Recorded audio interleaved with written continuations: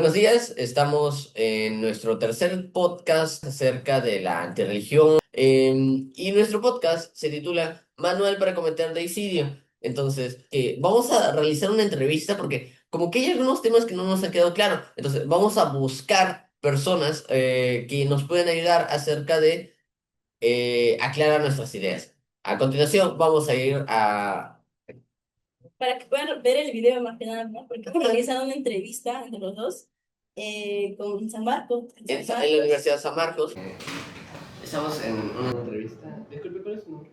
Mi nombre es Carmen Vildoso. Yo soy socióloga, pertenezco a la Escuela de Sociología, la Facultad de Ciencias Sociales. Como digo, mi nombre es Carmen Vildoso. Mi nombre es Alexander Romaní y soy de la Facultad de Comunicación. Mucho gusto igualmente. Queríamos realizarle un par de preguntas acerca de nuestro ensayo sobre la antirreligión. La primera pregunta es, ¿cree usted que es posible vivir sin ninguna religión a nivel individual y colectivo? Yo creo que sí es posible a nivel individual.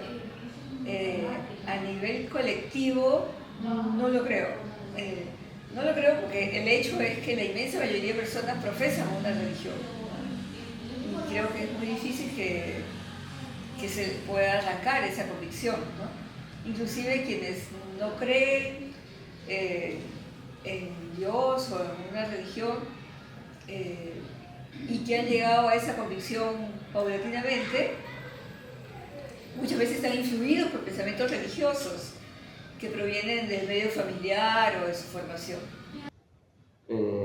¿Considera usted buenas las nuevas religiones que los sistemas como el capitalismo y el marxismo han desarrollado?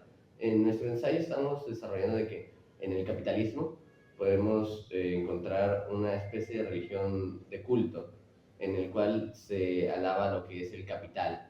No se ve tanto el dogma ni tanto así, pero Walter Benjamin mencionaba eso, el capitalismo es una religión de culto. Y en el caso del marxismo podemos encontrar lo que es la religión-estado, que ciertamente Stalin quería eliminar bastante lo que eran las religiones en la URSS, pero imponía cierta idolatría al Estado. Entonces, ¿considera esto que es como buenas o algo así? Para el marxismo no lo es. Creo que hay que diferenciar, o sea, la religión tiene que ver con una creencia más íntima. El capital, el capitalismo o el afán por tener dinero, por consumir cosas, tiene que ver con algo que no es, para mí eso no es una religión, ¿no? Y el culto al Estado tampoco es una religión. Más bien, dentro del marxismo, creo que es más interesante, por ejemplo, lo que habla José Carlos Mariátegui a propósito del mito. Puede haber creencias míticas que no son religiosas, pero que inspiran a las personas a comprometerse, a actos heroicos. Por ejemplo, José Carlos Mariátegui hablaba del mito, y no es el único. Mariátegui estaba inspirado en un pensador que se llama Sorel, que no es un marxista, pero que influyó en una persona como José Carlos Mariátegui, y para él el mito era el mito del socialismo, no del Estado, para nada, sino el mito del socialismo y el mito del hombre en el socialismo, concebido como un hombre que es solidario, que no busca enriquecerse, ¿no? Sino por el contrario, ¿no? Busca construir una sociedad donde no habrá propiedad o donde la propiedad será colectiva. Pero incluso ese mito no sería tampoco una religión, porque la religión misma tiene prácticas de culto, ¿no? Por ejemplo, los sacramentos en la religión católica son prácticas de culto, pero la persona que ora en su interior no está exteriorizando el culto al Señor, es una vivencia más íntima. Creo que la consideración que podría haber hacia el Estado, el socialismo, no tiene nada que ver con una vivencia íntima. ¿Y qué opina e interpreta sobre la frase de Marx sobre la religión es el opio del pueblo? El opio adormece los sentidos, pide la reflexión. Lo que Marx busca decir es que la religión transmite un espíritu de resignación y de aceptación de la situación de explotación, ¿no? Marx proclamaba la lucha de clases para acabar con el capitalismo, y eso implica pues una movilización activa, no un adormecimiento ni un relax, que es lo que puede provocar el opio o cualquier otro tipo de droga. ¿Considera que es posible que se desarrolle una religión ideal sin peligro de que sea corrompida o institucionalizada? Eh, quizá, aunque no es algo que conozcamos, ¿no? La realidad es mucho más rica que cualquier teoría, ¿no? Y, por ejemplo, nuestro país ha generado una corriente que ahora quizás no se escuche tanto de ella, pero es la teología de la liberación. No sé si ustedes han escuchado hablar de la teología de la liberación. Creo que lo he escuchado algo menos. Ya, la teología de la liberación es una corriente dentro de la Iglesia Católica que surgió en los años 70. Los años 70 fueron épocas de mucha radicalización, también en otros países del mundo, ¿no? Inclusive también en Estados Unidos, Europa, era la época de la guerra de Vietnam, de movimientos en general que buscaban otro tipo de sociedad de diferentes maneras. Y aquí en el Perú, en la década del 70, surgió primero desde un movimiento de sacerdotes, que eran sacerdotes que trabajaban en zonas muy populares y reconocieron que la realidad de esas zonas populares es una realidad intolerable por la pobreza, por la explotación que vivían las personas.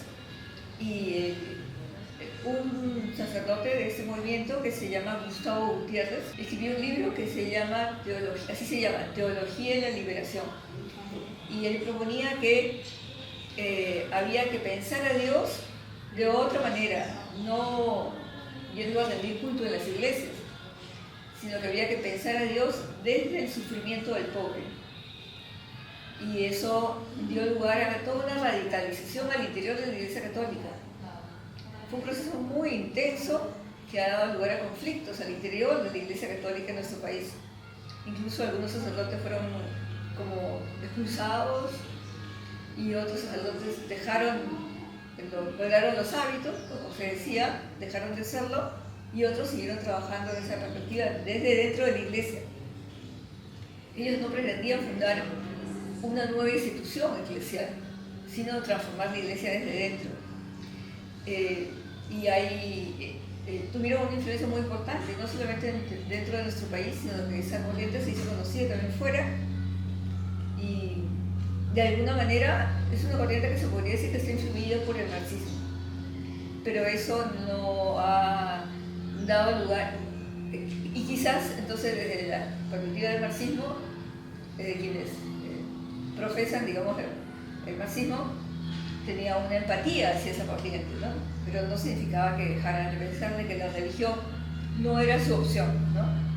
Porque para muchas personas la religión le da un sentido a su vida.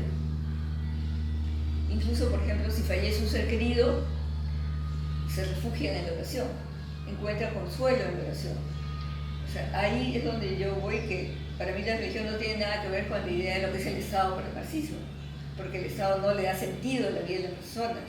La religión sí, para las personas que son realmente creyentes, le da un sentido de trascendencia a su vida y que les permite, digamos, sobrellevar circunstancias muy difíciles.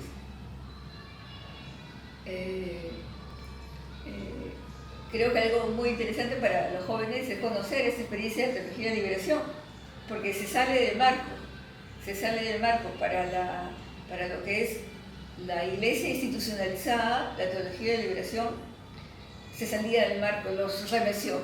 Y para los marxistas también la teología de liberación, digamos que como lo sacó de cuadro, porque desde el seno hubo una institución muy jerarquizada, muy autoritaria.